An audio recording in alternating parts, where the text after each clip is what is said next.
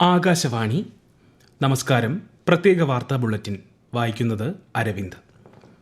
രാജ്യത്ത് യൂറിയ ഉൽപ്പാദനത്തിൽ കഴിഞ്ഞ ദശാബ്ദത്തിൽ വർധന ഉണ്ടായതായി പ്രധാനമന്ത്രി നരേന്ദ്രമോദി. അസമിലെ നാംരൂപിൽ അമോണിയ യൂറിയ വളം ഫാക്ടറിയുടെ ശിലാസ്ഥാപനം നിർവഹിക്കുകയായിരുന്നു അദ്ദേഹം. ഏകദേശം 306 ലക്ഷം മെട്രിക് ടണ്ണാണ് നിലവിലെ ഉൽപ്പാദനക്ഷമതയെന്ന് ശ്രീ നരേന്ദ്രമോദി പറഞ്ഞു. ബ്രഹ്മപുത്ര നദിയിലൂടെയുള്ള ക്രൂയിസ് യാത്രയ്ക്കിടെ പരീക്ഷാ പേ ചർച്ചയിൽ 25 സ്കൂളുകളിലെ വിദ്യാർത്ഥികളുമായി പ്രധാനമന്ത്രി ഇന്ന് സംവദിക്കും. റെയിൽവേ യാത്രാക്കൂലി നിരക്കിൽ പരിഷ്കരണം. 215 കിലോമീറ്ററിലധികമുള്ള യാത്രകൾക്ക് ഓർഡിനറി ക്ലാസ്സിൽ കിലോമീറ്ററിന് 1 പൈസ വീതം വർദ്ധിക്കും. മെയിൽ എക്സ്പ്രസ് ട്രെയിനുകളിൽ AC ഇതര ക്ലാസ്സിന് കിലോമീറ്ററിന് 2 പൈസ വർദ്ധിക്കും. AC ക്ലാസ്സുകളിലും 2 പൈസ വർധനയുണ്ട്. എന്നാൽ ഓർഡിനറി ക്ലാസ്സിൽ 215 കിലോമീറ്റർ വരെയുള്ള യാത്രാ നിരക്കിൽ വർധനയില്ല. നിരക്ക് വർധന ഈ മാസം 26 മുതൽ പ്രാബല്യത്തിൽ വരും.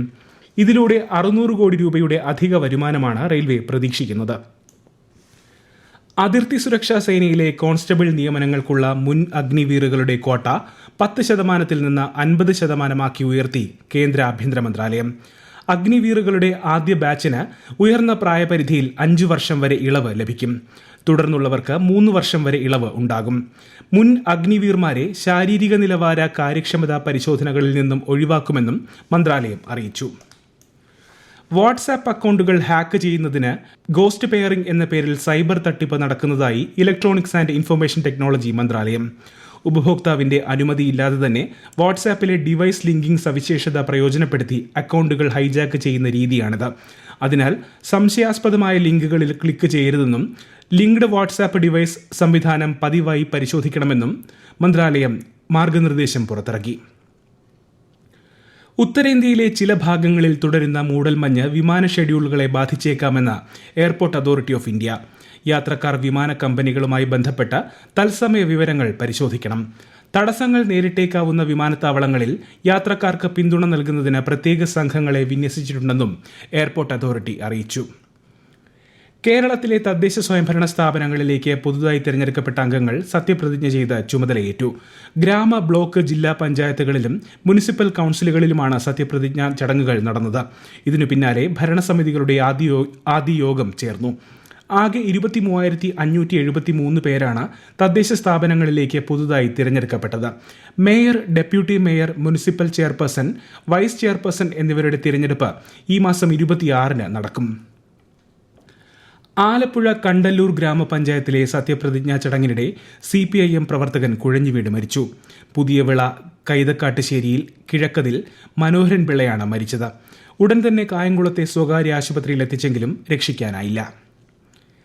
കേരളത്തിൽ തീവ്ര വോട്ടർ പട്ടിക പരിഷ്കരണത്തിന്റെ ഭാഗമായി കരട് വോട്ടർ പട്ടിക ചൊവ്വാഴ്ച പ്രസിദ്ധീകരിക്കും. പട്ടികയിൽ പേരുണ്ടോ എന്ന് സമ്മതിദായകർ പരിശോധിക്കണമെന്ന് മുഖ്യ തിരഞ്ഞെടുപ്പ് ഓഫീസർ രത്തൻ യു കേൽക്കർ അറിയിച്ചു. എന്യൂമറേഷൻ ഫോമുകളുടെ ഡിജിറ്റൈസേഷൻ 100% പൂർത്തിയായതായും അദ്ദേഹം പറഞ്ഞു. കരട് വോട്ടർ പട്ടിക സംബന്ധിച്ച പരാതികൾ ജനുവരി 22 വരെ സമർപ്പിക്കാം. നടൻ ശ്രീനിവാസന് അന്ത്യാഞ്ജലി അർപ്പിച്ച് കേരളം. സംസ്കാരം എറണാകുളത്ത് വീട്ടുവളപ്പിൽ ഔദ്യോഗിക ബഹുമതികളോടെ നടന്നു. നിരവധി പേരാണ് അദ്ദേഹത്തിന് അന്തിമോപചാരം അർപ്പിക്കാൻ എത്തിയത്. ഇന്നലെ എറണാകുളം ടൗൺ ഹാളിലും കൊച്ചി കണ്ടനാട്ടെ വസതിയിലും പൊതുദർശനം നടന്നിരുന്നു. ക്രിസ്മസ് ആഘോഷങ്ങൾക്ക് ചില സ്വകാര്യ സ്കൂൾ മാനേജ്മെന്റുകൾ വിലക്കേർപ്പെടുത്തുകയും ആഘോഷത്തിനായി പിരിച്ച തുക തിരികെ നൽകുകയും ചെയ്തെന്ന വാർത്തയെ അതീവ ഗൌരവത്തോടെയാണ് കാണുന്നതെന്ന് വിദ്യാഭ്യാസ മന്ത്രി വി ശിവൻകുട്ടി. വിദ്യാലയങ്ങളിൽ ഏതെങ്കിലും വിഭാഗത്തിന്റെ ആഘോഷങ്ങൾക്ക് മാത്രം വിലക്കേർപ്പെടുത്തുന്നത് വിവേചനമാണെന്നും ഇത് അംഗീകരിക്കാനാകില്ലെന്നും അദ്ദേഹം വ്യക്തമാക്കി. വിഷയത്തിൽ അടിയന്തര റിപ്പോർട്ട് സമർപ്പിക്കാൻ ഉദ്യോഗസ്ഥർക്ക് നിർദ്ദേശം നൽകിയതായും മന്ത്രി അറിയിച്ചു. ശബരിമല ക്ഷേത്രത്തിലേക്കുള്ള തങ്ക അങ്കി ഘോഷയാത്ര ചൊവ്വാഴ്ച പുറപ്പെടും.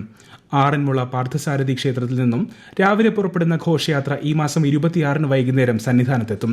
തുടർന്ന് അയ്യപ്പ വിഗ്രഹത്തിൽ തങ്കയങ്കി ചാർത്തി ദീപാരാധന നടക്കും. 27-നാണ് മണ്ഡലപൂജ. സംസ്ഥാനത്ത് യാത്ര ചെയ്യുന്നവർക്ക് ശുചിമുറികൾ കണ്ടെത്താൻ സഹായകമാകുന്ന ക്ലൂ മൊബൈൽ ആപ്പ് മറ്റന്നാൾ പുറത്തിറക്കും. തദ്ദേശ സ്വയംഭരണ വകുപ്പിന്റെ മാലിന്യമുക്തം നവകേരളം പദ്ധതിയുടെ ഭാഗമായി ശുചിത്വ മിഷനാണ് ആപ്പ് സജ്ജമാക്കിയത്. തിരുവനന്തപുരത്ത് മന്ത്രി MB രാജേഷ് ക്ലൂ സംവിധാനത്തിന്റെ ഉദ്ഘാടനം നിർവഹിക്കും. യാത്രക്കാർക്ക് അവരുടെ ലൊക്കേഷന് തൊട്ടടുത്തുള്ള ശുചിമുറികൾ ആപ്പിലൂടെ എളുപ്പത്തിൽ കണ്ടെത്താൻ സാധിക്കും. പ്രധാന വിനോദസഞ്ചാര കേന്ദ്രങ്ങളെയും ദേശീയപാതകളെയും കേന്ദ്രീകരിച്ചാണ് ആദ്യഘട്ടത്തിൽ പദ്ധതി നടപ്പിലാക്കുക. ആലപ്പുഴ ഇറിഡിയം തട്ടിപ്പിൽ ഒരു കുടുംബത്തിലെ 4 പേർ അറസ്റ്റിൽ. കോടികൾ വിലയുള്ള ഇറിഡിയം ലോഹ കച്ചവടത്തിൽ പണം മുടക്കിയാൽ ഇരട്ടി തുക നൽകാമെന്ന് വാഗ്ദാനം ചെയ്ത് ഹരിപ്പാട് സ്വദേശിയിൽ നിന്ന് 75.6 ലക്ഷം രൂപ തട്ടിയെടുത്ത കേസിലാണ് അറസ്റ്റ്. 10 കോടി രൂപയുടെ തട്ടിപ്പാണ് നടന്നതെന്നാണ് അന്വേഷണ സംഘത്തിന്റെ നിഗമനം. പ്രത്യേക വാർത്താ ബുള്ളറ്റിൻ കഴിഞ്ഞു. അടുത്ത വാർത്താ പ്രക്ഷേപണം വൈകുന്നേരം 6:30.